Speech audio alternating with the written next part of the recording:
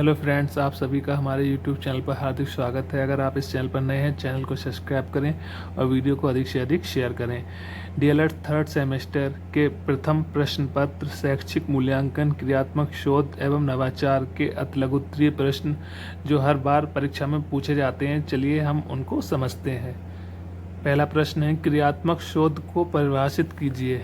कोरे के अनुसार क्रियात्मक अनुसंधान वह प्रक्रिया है जिसके द्वारा व्यवहारिक कार्यकर्ता, शैक्षिक हेडमास्टर, व्यवस्थापक, निरीक्षक आदि मनोवैज्ञानिक ढंग से अपनी समस्याओं का अध्ययन, अपने निर्णय और क्रियाओं में निर्देशन, सुधार और मूल्यांकन करते हैं। एनसीईआरटी के अनुसार मूल्यांकन की परिभाषा लिखिए। एनसीईआरटी के अनुसार शैक्षिक मूल्यांकन एक प्रक्रिया है जिसके द्वारा यह ज्ञात किया जाता है कि उद्देश्य किस सीमा तक प्राप्त किए गए हैं, कक्षा में दिए गए अधिकतम अनुभव कहाँ तक प्रभावशाली सिद्ध हुए हैं और कहाँ तक शिक्षा के उद्देश्य पूर्ण किए गए हैं। नेक्स्ट देखते हैं, सामुदायिक सहभागिता से क्या तात्पर्य है। सामुदायिक सहभागिता का अर्थ विद्यालयों की योजनाओं और प्रबंधन में माता पिता और समुदाय के सदस्यों की सहभागिता से है। विश्वसनीयता को परिभाषित कीजिए। करलिंगर के अनुसार विश्वसनीयता का अर्थ भरोसा, स्थिरता, संगति, भविष्यवाणी, परिशुद्धता है। सतत एवं व्यापक मूल्यांकन से क्या आशय है। सतत मूल्यांकन के अंतर्गत छात्रों के शैक्षिक कौशलों की जांच प्रतिमाह या तिथिवार की जाती है। व्यापक मूल्यांकन में बालक के विभिन्न पक्षों का मूल्यांकन किया जाता है। एक उत्तम परीक्षण की दो विशेषताएं बताइए। वैधता और विश्वसनीयता। चलिए आगे समझते हैं। निर्माणात्मक एवं योगात्मक मूल्यांकन के दो अंतर लिखिए। मूल्यांकन की प्रकृति विकासात्मक होती है तथा योगात्मक मूल्यांकन की प्रकृति अंतिम होती है। निर्माणात्मक मूल्यांकन का उद्देश्य छात्रों की शिक्षा में सुधार करना होता है और योगात्मक मूल्यांकन का उद्देश्य छात्रों की उपलब्धि का मूल्यांकन करना होता है। मापन एवं परीक्षण में कोई एक अंतर बताइए। मापन का संबंध भौतिक गुणों से होता है जबकि परीक्षण का संबंध मानसिक तथा मनोवैज्ञानिक गुणों से होता है। ब्लूम के अनुसार मूल्यांकन के उद्देश्यों का वर्गीकरण कीजिए। ज्ञानात्मक, भावात्मक और क्रियात्मक। मापन के 4 स्तरों के नाम लिखिए। नामित स्तर, क्रमित स्तर, आंतरिक स्तर और अनुपातिक स्तर। मांसपेशियां एवं आंगिक गतिविधियां मूल्यांकन के किस पक्ष से संबंधित होती हैं। कौशलात्मक पक्ष से।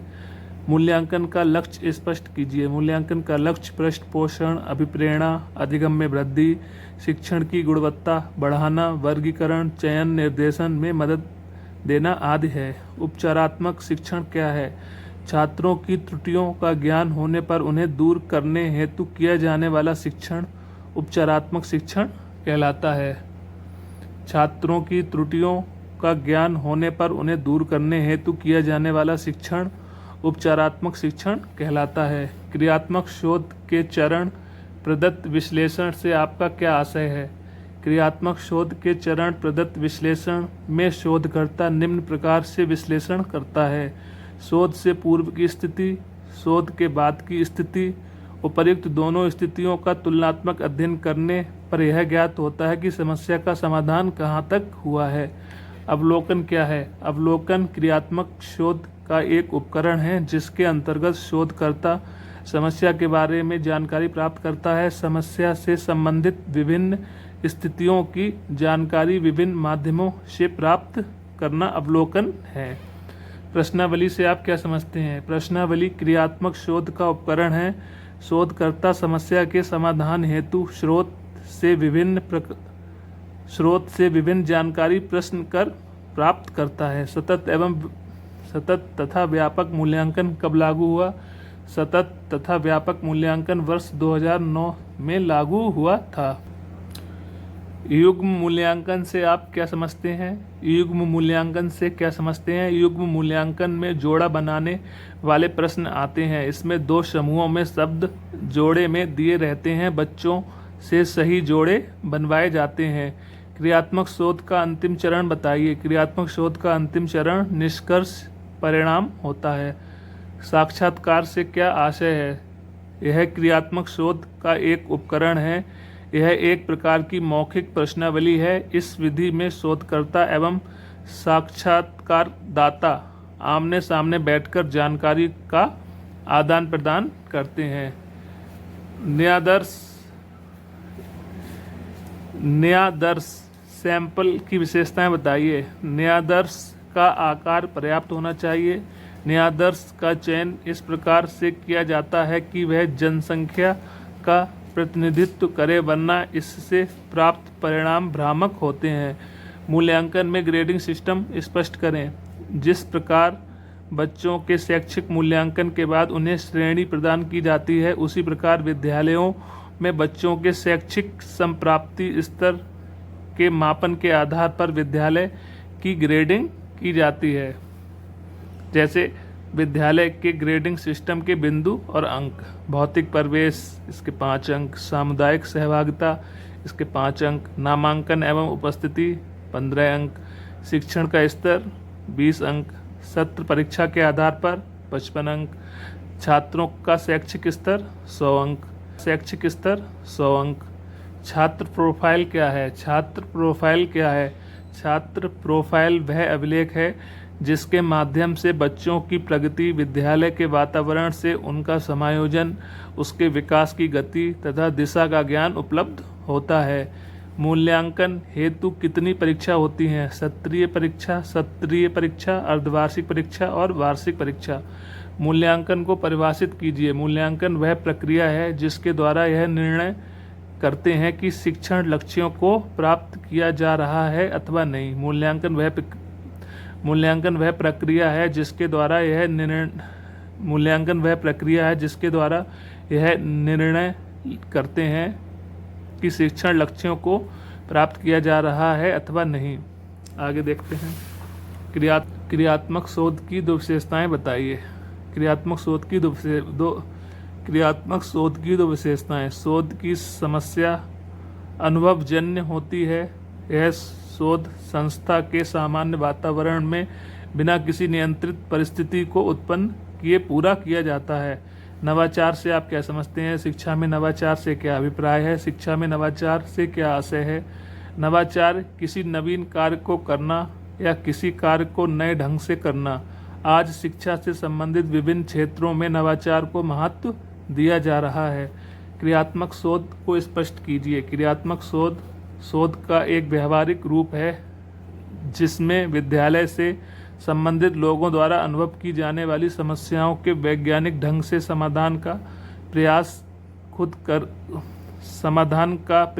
खुद उनके द्वारा किया जाता है। क्रियात्मक शोध का एक व्यवहारिक रूप है जिसमें विद्यालय से संबंधित लोगों द्वारा अनुभव की जाने वाली समस्याओं के वैज्ञानिक ढंग से समाधान का प्रयास खुद उनके द्वारा किया जाता है। अच्छे प्रश्नों की विशेषताएं बताइए। अच्छे प्रश्नों की प्रमुख विशेषताएं निम्न हैं।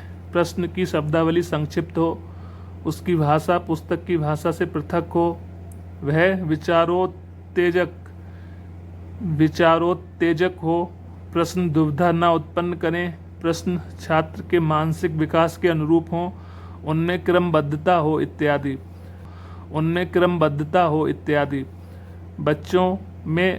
कक्षा में बच्चों से प्रश्न क्यों किए जाते हैं? कक्षा में प्रश्न विद्यार्थी के विषय में रुचि जागृत करने, विषय के ज्ञान तथा समझ की परीक्षा लेने, पूर्व ज्ञान को नवीन ज्ञान से संबद्ध करने, पाठ की पुनरावृत्ति करने, नए ज्ञान का अभ्यास करने, मानसिक शक्तियों का विकास करने आदि हेतु किए जाते हैं। परिकल्पना क्या है? शोध की विशिष्ट समस्या का प्रस्तावित उत्तर परिकल्पना है। व्यापक मूल्यांकन की आवश्यकता बताइए। छात्र के केवल मानसिक विकास का मूल्यांकन करके उसके व्यक्तित्व के सभी पक्षों के मूल्यांकन करने की दृष्टि से व्यापक मूल्यांकन की आवश्यकता होती है। छात्र के केवल मानसिक विकास का मूल्यांकन करके उसके व्यक्तित्व के सभी पक्षों के मूल्यांकन करने की दृष्टि से व्यापक मूल्यांकन की आवश्यकता होती है। मूल्यांकन के प्रमुख पक्षों का उल्लेख कीजिए। मूल्यांकन के प्रमुख पक्ष हैं संज्ञानात्मक, ज्ञानात्मक पक्ष, भावात्मक पक्ष, कौशलात्मक पक्ष और व्यवहारात्मक पक्ष। आगे देखते हैं। प्रश्नों के प्रमुख प्रकार बताइए। प्रश्नों के प्रमुख प्रकार हैं विचारोत्तेजक प्रश्न, शिक्षण प्रश्न, स्मृति प्रश्न, परीक्षण प्रश्न, समस्या प्रश्न, तुलनात्मक प्रश्न, बोध प्रश्न इत्यादि। परीक्षण की वैधता से क्या अभिप्राय है? परीक्षण की वैधता से आशय उस कार्यकुशलता से है जिससे वह परीक्षण उस तथ्य का मापन करता है जिसके लिए वह बनाया गया है। क्रियात्मक शोध की क्या आवश्यकता है? क्रियात्मक शोध की क्या आवश्यकता है? विद्यालय में विभिन्न समस्याओं के त्वरित समाधान उसके सामान्य परिस्थितियों के अंतर्गत विद्यालय से संबंधित लोगों द्वारा करने के लिए क्रियात्मक शोध की आवश्यकता है। मूल्यांकन के भावात्मक पक्ष को बताइए। मूल्यांकन के भावात्मक पक्ष से तात्पर्य छात्रों के भावों, रुचियों, दृष्टिकोणों, मूल्यों, मनोवृत्तियों, अभिवृत्तियों आदि का मूल्यांकन करना है। मूल्यांकन के अंतर्गत संज्ञान सहगामी पक्ष से आपका क्या तात्पर्य है? मूल्यांकन के संज्ञानात्मक पक्ष के बाद भावात्मक तथा कौशलात्मक एवं व्यवहारात्मक पक्ष आता है जिसे संज्ञान सहगामी पक्ष कहा जाता है। मूल्यांकन में युग्म मूल्यांकन को स्पष्ट कीजिए। युग्म मूल्यांकन में छात्र छात्राएं परस्पर एक दूसरे का सफलतापूर्वक मूल्यांकन कर सकते हैं। सतत मूल्यांकन का आशय बताइए। सतत मूल्यांकन का आशय बताइए। सतत मूल्यांकन से आशय उस मूल्यांकन से है जो सीखने सिखाने के साथ साथ चलता रहता है, जिससे छात्र के अनुभवों और व्यवहार में होने वाले परिवर्तन का लगातार मूल्यांकन होता रहे। ठीक है फ्रेंड्स, मिलते हैं किसी नेक्स्ट वीडियो में। तब तक के लिए जय हिंद, जय भारत। हंसते रहिए, मुस्कुराते रहिए और हमेशा स्वस्थ रहिए।